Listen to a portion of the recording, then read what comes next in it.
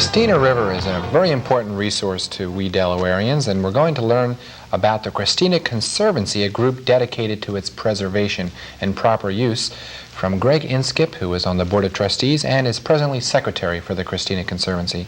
Greg, welcome to Focus Delaware. Thank you. Greg, I know you're with Potter Anderson Cronin, a law firm in Wilmington, but you take time out, along with many other concerned individuals, to participate in the Christina Conservancy. Tell our viewers what the purposes of the group. Well, the Christina Conservancy is a non-profit corporation formed in 1982 to promote the preservation, restoration, and wise use of the natural and historic resources of the Christina River. The historian C.A. Westlager wrote a book in which he called the Christina River the Forgotten River. That's only too true, and we want to change that.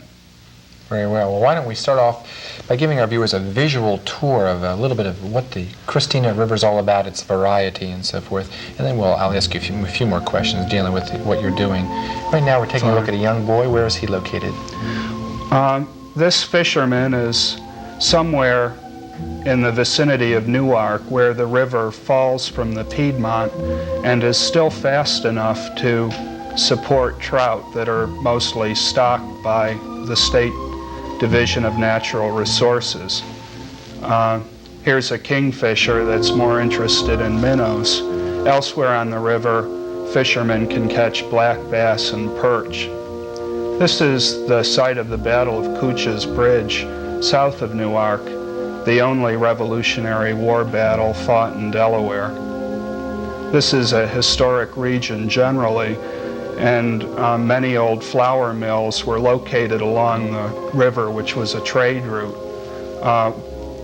Weiner Johnson still grinds flour with Christina River power at Dayette Mills. This is a mallard duck, a common wild duck on the river. Also, Canada geese nest, and in the fall and winter months congregate in great numbers. On downstream toward Christiana, the river is a great canoe site.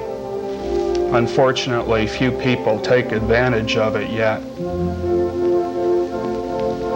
Here's an aerial view of Churchman's Marsh along I-95. This may very well become the site of a reservoir, which would greatly change the current complexion of the area. This is an auto junkyard farther on down the river toward Newport. And this is the Wilmington skyline seen from the river. And here is Fort Christina in Wilmington.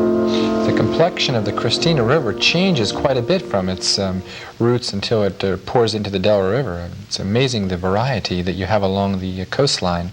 It certainly is. Most of it is good variety, and yet every single segment of the river is linked to every other segment.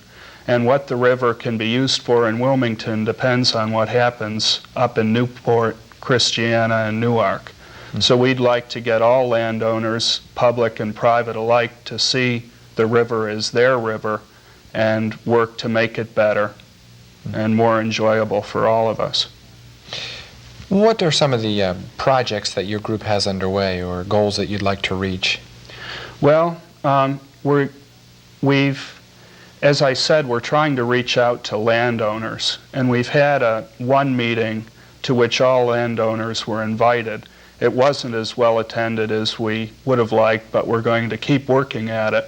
And meanwhile, we've sent out written surveys to landowners asking them, what do you see as the major problems along the river? Most of them say two things: siltation, which results mostly from construction and dirt washing into the river, and two, illegal dumping, which continues to be a serious problem at various out-of-the-way sites along the river. It seems that the Christina River, at least in the portion in Wilmington, which we would all like to see be developed along the lines of Baltimore, is such a polluted portion of the river with the siltation that's taken place. And do you ever see that changing? Is it possible that we could clean that part of the river up? Oh, it's definitely possible to improve the river. In fact, to their credit, the federal and state governments and landowners have already improved it over what it was 20 years ago. You can catch some good fish out of the Christina in Wilmington. I saw a boy there with a nice string of perch. So the fish still run up from the Delaware and fish can still breed in the Christina.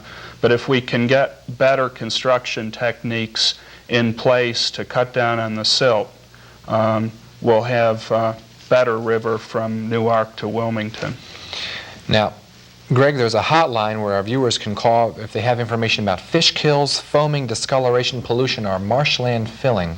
Right now we're showing that number, and I'm sure you encourage our viewers to call that number should they see these types of things occurring. Definitely. A 24-hour hotline that the State Division of National Resources and Environmental Control maintains. Mm-hmm.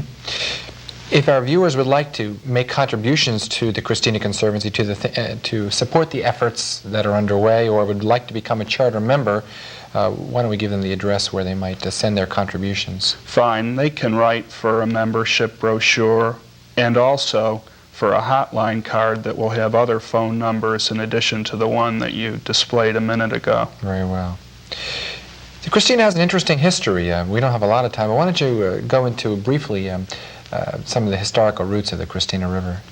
Well, the Christina River connects the Delaware River with the Elk River running into the Chesapeake. Yes. And so there used to be a trade route between those two areas. In colonial times, farm goods traveled to and fro. But even before that, Delaware or Lenape Indians formerly had their settlements around here along the river, and they were raided by Minquah or Iroquois Indians from the Susquehanna Valley, who came around Iron Hill, past Glasgow, and down the Christina, just as the British later came around Iron Hill from the Chesapeake and met Washington's troops at Couch's Bridge. Mm-hmm. And in later years after that, in the 1800s, was it important to shipping? Yes, it was, and all the towns such as Christiana and Newport grew up on that trade, and then suffered some economic dislocation with the opening of the Chesapeake-Delaware Canal. Mm-hmm. Do you see an increased recreational use for the Christina River in the years to come? We hope so. We also hope for a better Christina for wildlife. I didn't have many pictures, but it's a very rich area still. Deer, fox, raccoon, opossum. All these things can live with man if we just give them a little break and give them a little open space to live, and which makes for better fishing too. And that's what we're all about. We want to promote the use of the river and promote the preservation of that which makes the river fun to have. Well, I applaud you for your efforts and wish you the best of luck in your endeavors. Thank you very much. Big Greg Inskip from the Christina